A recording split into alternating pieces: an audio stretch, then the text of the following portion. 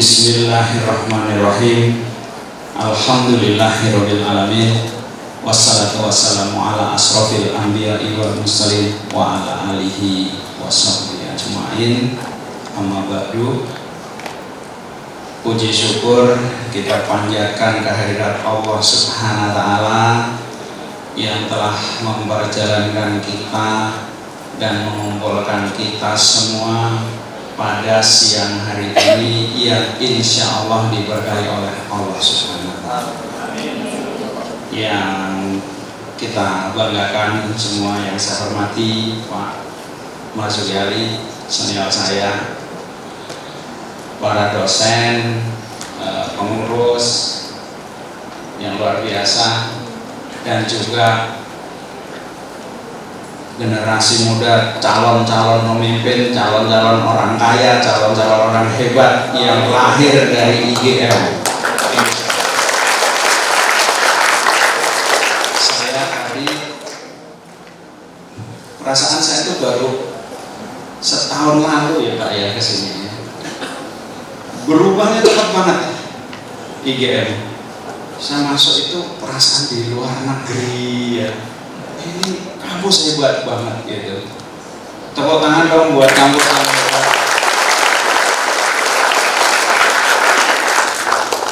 Saya ini sering ngobrol dengan Pak Marzuki, tapi jarang tanya tentang kampus ini. Jadi karena saya diminta bicara, saya searching, kaget juga saya itu. Ya. Ternyata kalau di Jakarta itu ada kampus-kampus legendaris ya, seperti Trisakti, ya bahkan sekarang ada BINUS.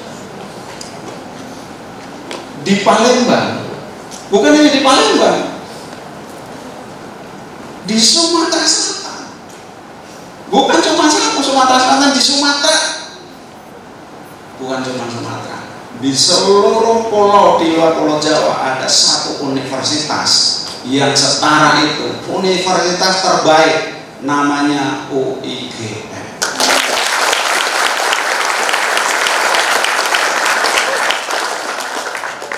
Luar biasa sekali. Bangga nggak dengan di UIGM? Yakin nggak bakal jadi orang sukses? Yakin. Saya tadi melihat Anda itu di challenge loh Pak sama Pak Marzuki. Jangan masuk IGM kalau nggak punya mimpi. Menurut saya itu satu kalimat yang luar biasa. Itu kalimat yang harus Anda ingat seumur hidup, karena kalimat itu yang akan merubah perjalanan hidup Anda. Saya lama dengan Pak Marzuki. Ya, tadi udah disebutin ada memimpin gerakan di Indonesia. Saya ingin kenali dulu gerakan di Indonesia. Saya memimpin gerakan di Indonesia itu sejak tahun 2011. Saya membantu lebih daripada 70 gubernur, bupati, wali kota. Ya. Dan di satu kabupaten, gerakan yang saya pimpin itu bisa menurunkan angka kemiskinan 6,5% hanya dalam waktu 1 tahun.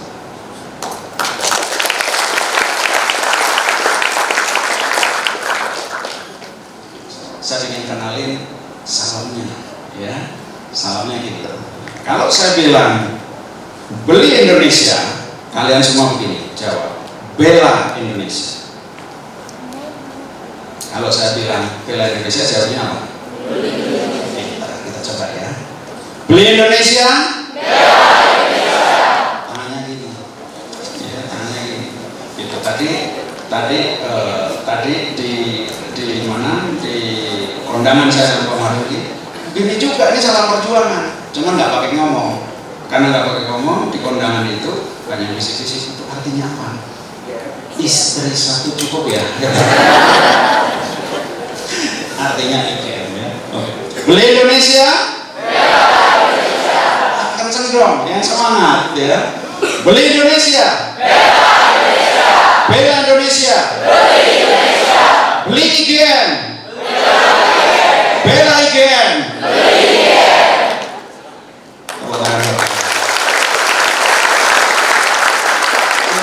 Yang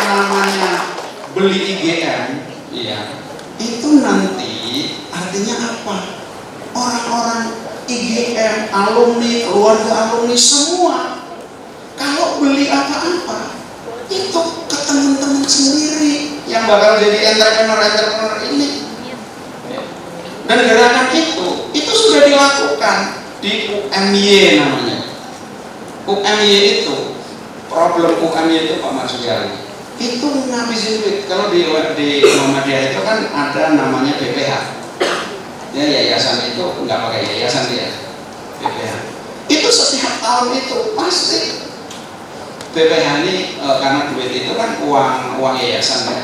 Dia itu paling mampu itu spending itu cuman 150 miliar sampai 200 miliar. Kekuatan bikin program kan nggak gampang juga.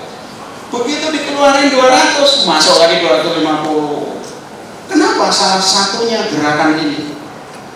Gitu. Dan saya melihat ini akan terjadi di IGM, insya Allah. Ya.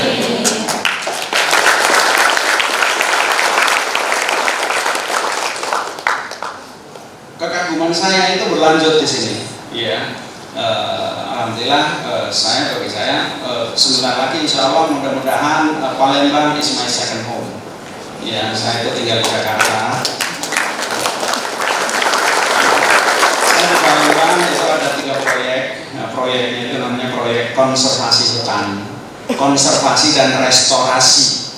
Ya, ngobrol-ngobrol sama dosen tadi, wah ternyata di sini ada bahkan satu-satunya di Sumsel. Itu jurusan yang sangat dicari, yang saya aja cari susahnya minta ampun. Jurusan ini namanya di sini geomatika. Itu lulusannya itu orang ya bayarannya tinggi-tinggi semua, tinggi-tinggi semua. Ya, saya ada 3 proyek di sini di 3 kabupaten, total luasnya 63.000 hektar. Ya, itu kira-kira seluas Singapura. Ya, Singapura itu 71 hektar. Mudah-mudahan 1-2 tahun ke depan udah ada lulusan yang bagus-bagus, biar saya titipin ini ke IGM.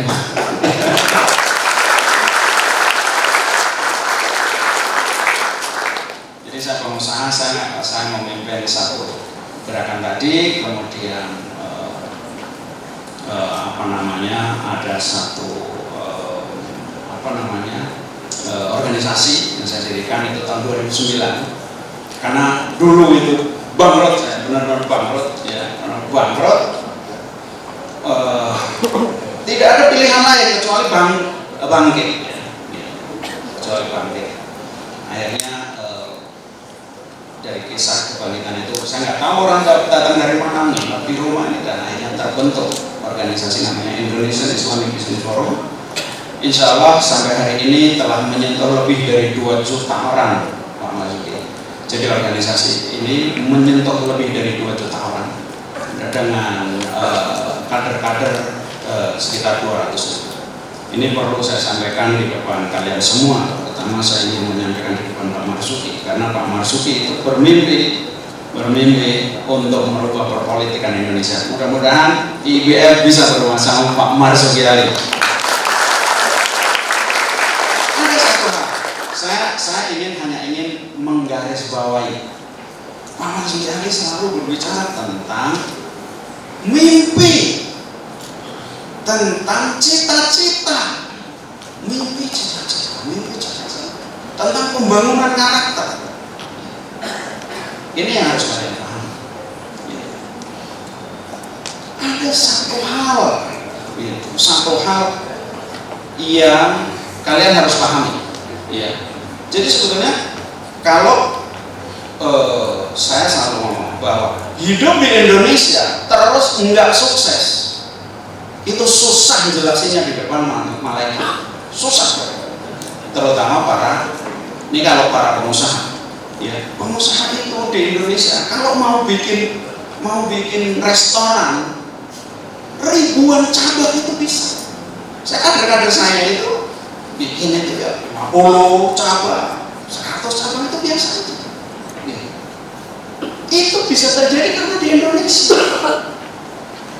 Nah, coba kalian hidup di Singapura, bikin 1 aja setengah mati, apalagi 1000. Mau usaha apa di Indonesia itu ada semua.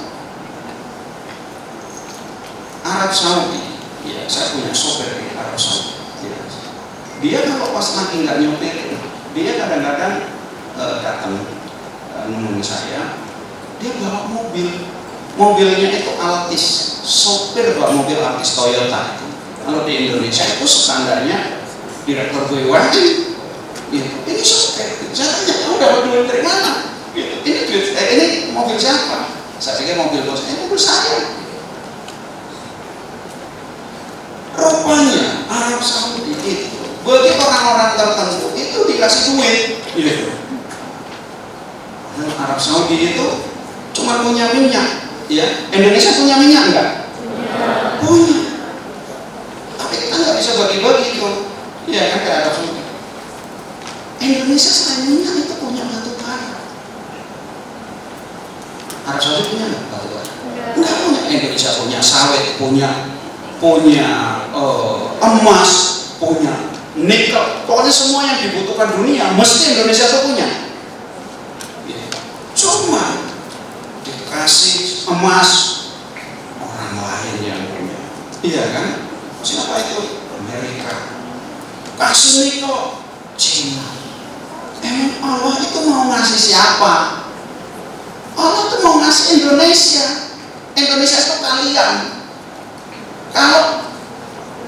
Kalau Allah mau ngasih Cina, nggak mungkin ditaruhnya di Morowali, taruhnya mesti di Beijing. Jadi kita aja yang nggak perlu. Nah, ini ilmu tentang sukses, ilmu tentang sukses itu bentuknya apa, macam-macam. Kalian terjemahkan, coba. Apakah sukses yang disebut sukses itu jabatannya tinggi, prestasinya banyak, atau kaya raya? Boleh kalian definisikan sendiri. Kita kasih contoh. Indonesia itu dikasih semua modal untuk sukses, semua modal untuk kaya, nggak jadi. Salahnya di mana? Tentang kaya, ya kaya kan ilmu ekonomi, benar nggak? Kok orang kaya tidak didominasi oleh lulusan ekonomi? Bahkan orang yang nggak sekolah bisa lebih kaya daripada yang pada sekolah. Nah ini apa ini persoalannya? Bukan berarti bahwa sekolah nggak penting. Kalau nggak sekolah aja bisa kaya raya, kalian sekolah harusnya lebih hebat. Harusnya lebih hebat, punya ilmunya, punya segala macam. Cuman ada satu hal ini yang sebetulnya Pak Mahdi Ali itu garis bawahi terus dari tadi. Apa itu? Ini pikiran kalian. Isi dari pikiran kalian tidak mendukung, tidak mengantarkan kalian untuk menjadi orang sukses. Apakah itu disebutnya mindset? Apakah itu disebutnya mimpi? Tapi pikiran. Jadi kerjaan saya itu mikir. 80% kerjaan saya perusahaan banyak. Saya nggak seperti orang lain yang siku. Saya jam 10 perusahaan saya selesai. Saya bangun setengah 4, jam 3 setengah sholat habis itu. Sholat ke masjid. Habis ke masjid pulang baca Al-Quran. Habis baca Al-Quran makan sama istri sambil nonton TV. Habis itu olahraga. Habis itu mandi. Habis itu sholat duha. Sebelum sholat duha saya kerja. Saya punya buku gitu. 3 yang saya tulis. My promise, janji saya sama hidup buat apa. Yang kedua, goal saya. Yang ketiga, apa yang harus saya selesaikan hari ini. Setiap hari saya menyelesaikan cuma 3 sampai 4 lembar saja. Tulis surat, ngasih approval, nanda tangani, menyetujui rekrutmen, udah gitu. Jam 10 selesai. Habis itu mikir, baca mikir. Saya melakukan riset. Tidak ada orang berubah hidupnya sebelum pikirannya. Pantas yang namanya Al-Quran itu meminta kalian berpikir itu dalam 700 kali disebutkan. 700 kali. Pikiran ini sebetulnya adalah salah satu penciptaan terbesar Allah yang dititipkan kepada kalian, yang akan menentukan kalian menjadi apa nanti. Kenyataannya orang sukses, orang kaya lah paling gampang, ya. Bukan orang yang IPK-nya paling tinggi, bukan yang paling pintar, ya. Artinya apa? Orang sukses itu, kalau kalian pintar, itu kekuatan. Enggak pintar, bisa hebat juga, gitu. Bahkan pintar sendiri itu mindset. Pintar itu mindset. Kalau kalian merasa pintar, kalian pintar. Kalian nggak merasa pintar, kalian nggak merasa. Apa yang ada di dalam pikiran kalian? Gitu. Prasangka apa? Gitu. Itu yang menentukan. Satu kisah kecil, ya. Ini di Harvard. Orang Filipina masuk ke Harvard itu susahnya minta. Dia masuk itu dengan nilai tertinggi. Wah, hebat banget. Sampai itu menjadi perbincangan. Dia dikasih tahu kalau di luar negeri itu selalu ada surat dari dekan, ya, gitu ya. Kalau anak saya itu ketika dapat IPK IP 4 gitu ya, itu dikasih surat from the dean desk, gitu, kalau saya. Jadi karena dia itu diterima dengan nilai tertinggi, ya, nilai tertinggi, maka apresiasi itu dari mana-mana, ya, dari dekannya, dari anak ini percaya diri, dan sepanjang dia itu kuliah nilainya 4.0 terus, nggak pernah terjadi. Sehingga ketika dia lulus itu dikompilasi oleh Harvard, dikompilasi, ya, ditarik. Pokoknya ini menjadi contoh lah orang yang hebat, ya. Ada satu hal yang sangat mengejutkan ketika kompilasi itu selesai. Apa? Ditemukan kenyataan, ternyata anak ini dulu nggak lulus diterima di Harvard, dia tertukar sama orang lain. Anda bisa kebayang nggak? Apa pelajarannya? Hanya karena dia merasa pintar, dia pintar. Nah, di sini persoalan terbesar kita. Hidup kita itu sebetulnya berperan itu dengan diri kita sendiri. Pembicaraan kita dengan diri kita sendiri. Aku nggak mungkin. Coba kalian lihat. Kisah dari Pak Marzuki Ali itu kisah dari IGM. Kenapa Pak Marzuki Ali itu kok selalu berhasil? Ini yang diminta mau jadi ini terakhir akan jadi Technopreneur University tingkat global. Saya orang yang pertama meyakini ini 100% itu akan terjadi.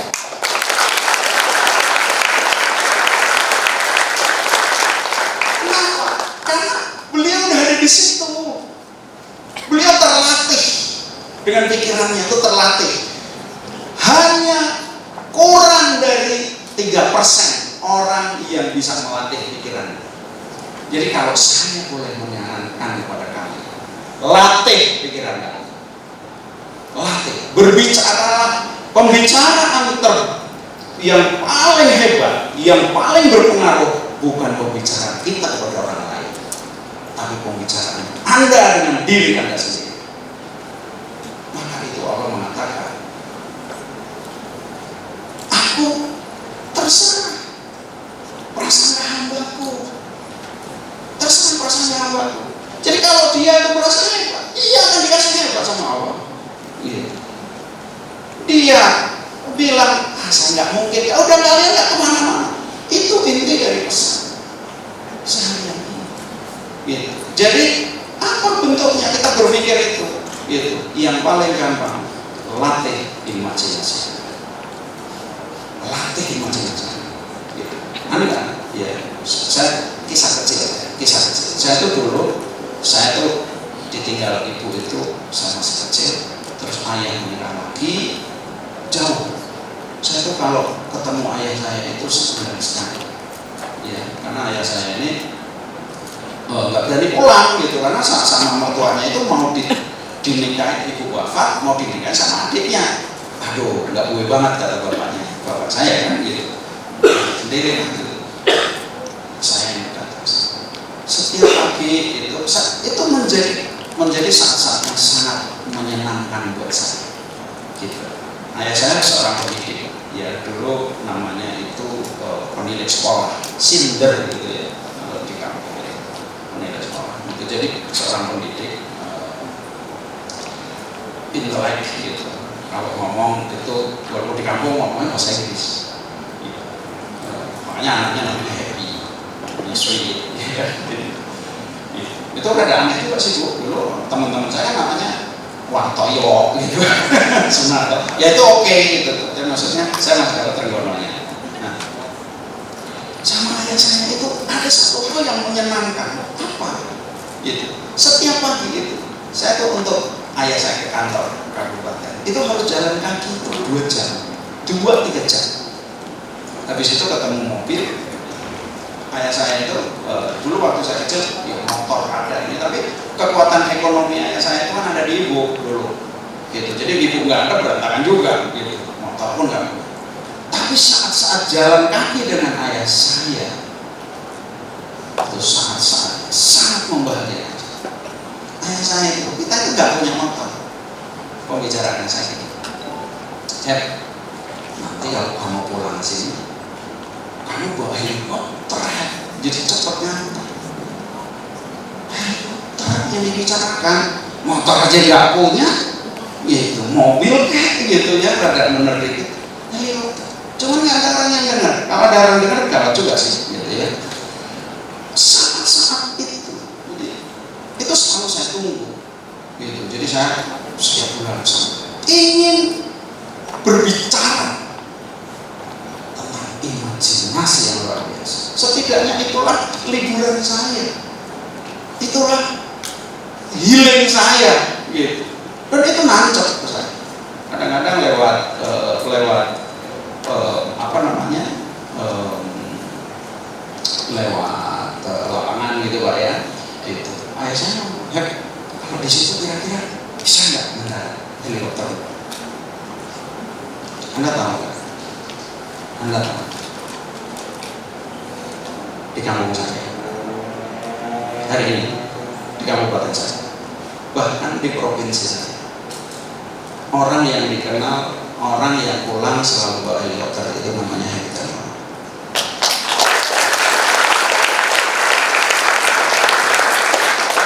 Imajinasi itu perasaan, itu keterampilan yang sangat susah. Kenapa? Karena sebagian orang, 97% orang otaknya dipenuhi dengan imajinasi yang mensabotase sukses kalian sendiri. Aduh, itu dosa lagi teman. Aduh, kebayang ini teman gua. Aduh, nanti semua tentang keraguan, ketakutan. Itulah yang terjadi. Seandainya hanya satu hal saja kalian bisa mastery di sini, latih imajinasi. Insya Allah, apapun yang kalian inginkan akan terjadi. Kalian tahu nggak? Ini gedung hebat segala macam. Ini bermula dari imajinasi. Seorang bapak Marzuki Ali nggak mungkin tiba-tiba dari imajinasi digambar. Hanya Pak Marzuki kan paham, aku nggak mau yang begitu, mau gambarnya berubah itu sehingga tercapai. Makanya menjadi teknopreneur itu hanya satu langkah gitu. Dulu udah terlatih kuliah gitu. Makanya kalau kalian ingin menjawab, latih imajinasi. Ya, saya ingin kasih Anda exercise kecil-kecilan, mau ya. Lakukan ya. Exercise ini dilakukan di Yale University. Ya, di Yale University. Orang yang menuliskan 120 keinginannya dengan jelas, setidaknya dia akan mencapai 90. Itu dia lihat semacam dia. Itu riset. nanti habis ini. Ya. Ini untuk melatih kalian berimajinasi. Imajinasi itu apa ya? Yang pertama Anda tulis ya. 1. Saya ingin menjadi siapa? Saya ingin dikenang sebagai siapa selama saya hidup? Itu ditulis. 40.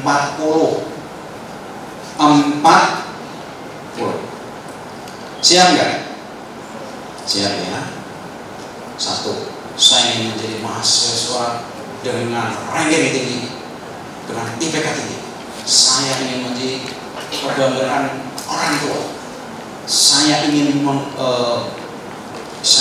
menjadi pemimpin yang hebat. Saya ingin menjadi DPR yang jujur. Tulis semua. Kalian punya model di sini. Ya, boleh saling diskusi. Cuma tulis. Saya punya anak 4, ya. 4-4-nya di luar negeri, 3 di luar negeri. Sama saya satu.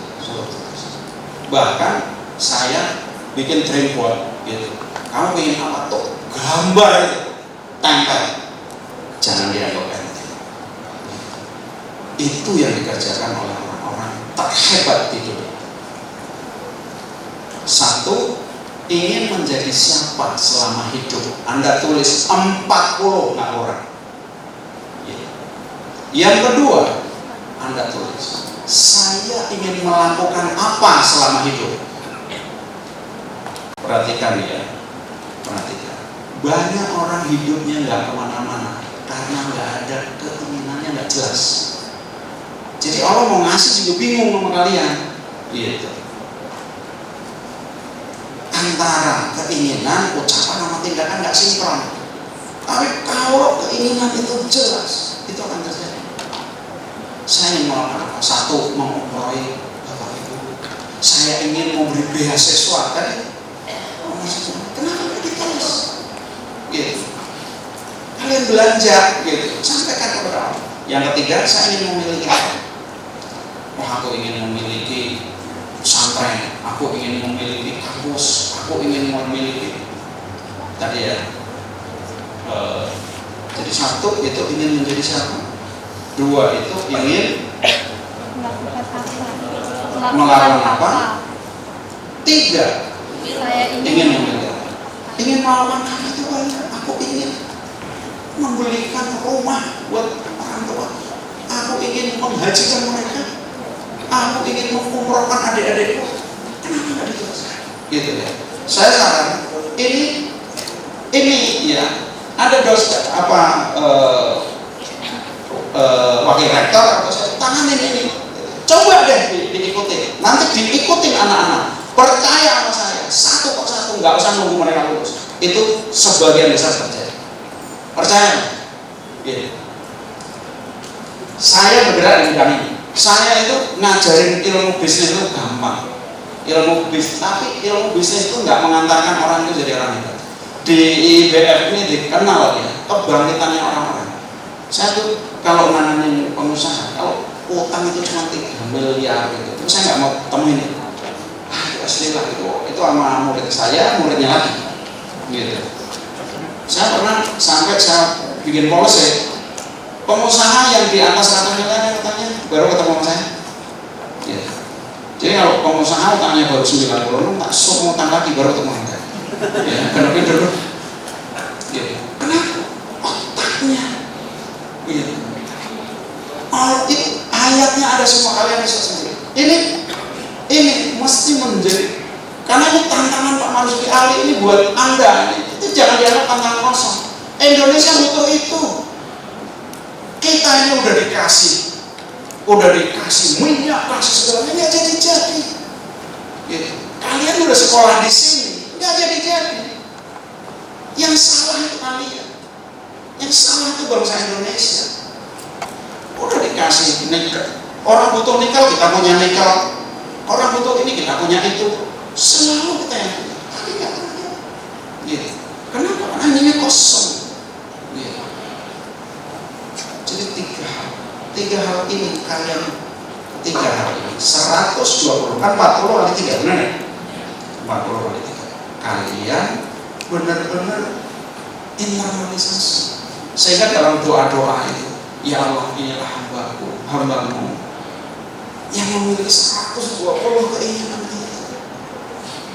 Saya dulu waktu kebun sawit kebunan sawit saya dulu rekor saya itu ya puluhan ribu lah nanam. Ya. Orang nanya sama saya, Pak Evi, kenapa sih ya cita-cita kok tinggi amat gitu, puluhan ribu gitu ya. Kenapa nggak 1.000 aja luas banget gitu ya. Saya bilang, buat Allah bedanya. Allah itu kalau mau kasih 1 hektar sama 10.000 hektar sama-sama mudah ya. Tugas kita hanya untuk menyamakan diri dengan Allah. Jadi isi imajinasi Anda. Mulai imajinasi ini bekerja untuk jangka panjang, jangka menengah, jangka pendek, jangka sekarang. Kalian kalau mau ketemu dosen, kalian dalam bayangan kalian ini dosen ini tidak suka sama saya. Beliau nggak suka, percaya. Anda train, gitu ya. Tapi trainnya yang suka-suka aja. Makanya orang gitu ya, kalau jadi pelajar, jadi mahasiswa, kalau kita suka sama dosennya, pelajarannya itu pintar. Gitu. Semua itu permainan di dalam pikiran. Ya. Dunia luar itu tidak mempengaruhi kalian. Yang mempengaruhi kalian adalah dunia dalam kalian sendiri. Contoh ya, orang itu ribut sama teman. Ada yang itu membuat stres, benar nggak? Tapi ada yang nggak stres, biasa-biasa. Artinya apa? Semua ditentukan oleh diri kita sendiri. Cara berpikir itu pesan dari saya. Mudah-mudahan dengan ini melatih imajinasi, semua dari tantangan Pak Marzuki akan kalian lakukan 3 hal itu. Saya tahun depan saya ya, saya akan tanya.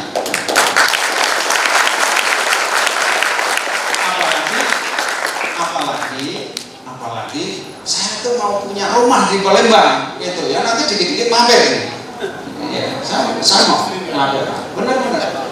Jadi ingat, perubahan hidup berangkat dari pikiran. Perubahan tidak akan pernah terjadi sebelum pikiran Anda dulu. Itu hukum.